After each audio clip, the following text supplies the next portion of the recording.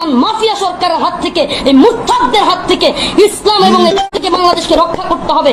BNP বুঝি না, জমিয়ত বুঝি না, চকমোনায় জাসদ বাসদ বুঝি না, জামাত হেফাজত বুঝি না, সকল দল একমত হয়ে এই মাফিয়াদের হাত থেকে দেশকে রক্ষা করতে হবে।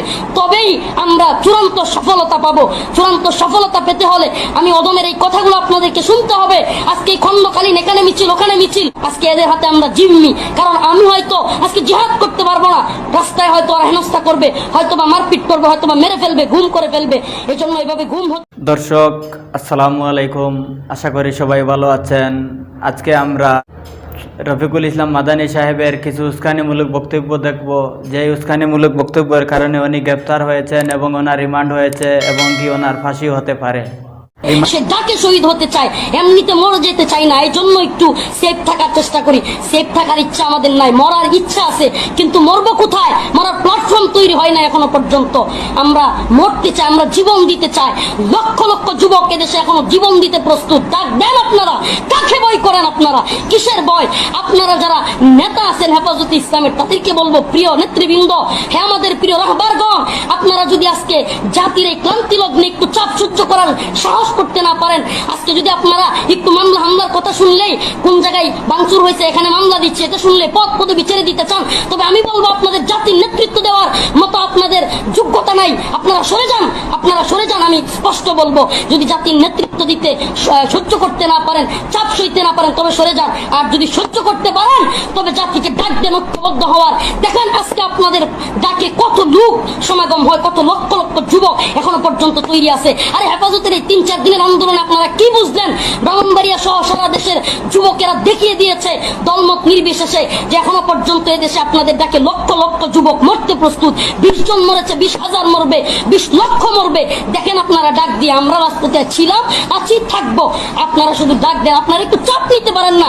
আপনারা ভয় পান মামলা হবে, হামলা হবে, রিমান্ডে যাব। আরে রিমান্ডে কি যে মামলা হামলায় কি আল্লাহ নবী ইউসুফ আলাইহিস সালাম যায় নাই? ইউসুফ আলাইহিস সালাম, শেখুল হাদিস আল্লামা আজদুল হক মুফতি আমিনী, বুখারী শরীফের লেখক আল্লামা শহীদ বুখারী রহমতুল্লাহ আলাইহি যান নাই? এত বড় বড় আলেমরা জেলে গিয়েছেন, রিমান্ডে গিয়েছেন। আপনার আমার কিসের ভয়? কিসের এত ভয়? এত ভয় না পেয়ে আমরা গর্জে উঠতে হবে, জেগে উঠতে হবে। উম্মাহ চেয়ে আছে আপনাদের দিকে, জাতি তাকিয়ে আছে আপনাদের দিকে। গর্জে উঠুন আপনারা প্লিজ, দয়া।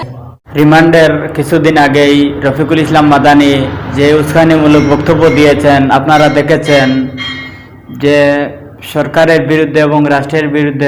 বর্তমান অবস্থা দেখুন, বাংলাদেশে বসবাস করে আপনি যেই কাজটি করিয়েছেন এবং কাজটি করেছেন, এগুলো করার আগে একটু চিন্তা করা উচিত ছিল। একজন বক্তা ছিলেন, একজন আলিম ছিলেন, সেটাই ভালো ছিল। এখানেই সীমাবদ্ধ থাকতেন, তাহলে আজকের এই পরিণতি দেখতে হতো না, বা আপনাকে নিয়ে যে পরিণতি হচ্ছে সেই পরিণতি আজকে বাংলাদেশের মানুষকে দেখতে হতো না। আপনাকে নিয়ে কোনো লেখালেখি হতো না, কোনো আলোচনা সমালোচনা আপনাকে নিয়ে হতো না। আপনি আলিম ছিলেন, ভালো বক্তা ছিলেন, সেটি মানুষের হৃদয়ে থাকতেন। আপনি চেয়েছেন একটু উপরের লেভেলে উঠতে। আপনি জানেন না, আপনি একজন আলিম হিসাবে আপনাকে যতটুকু মানুষ ভালোবাসে এবং পছন্দ করে, একজন রাজনীতিবিদ হিসাবে আপনাকে বেশিরভাগ লোক পছন্দ করতো না।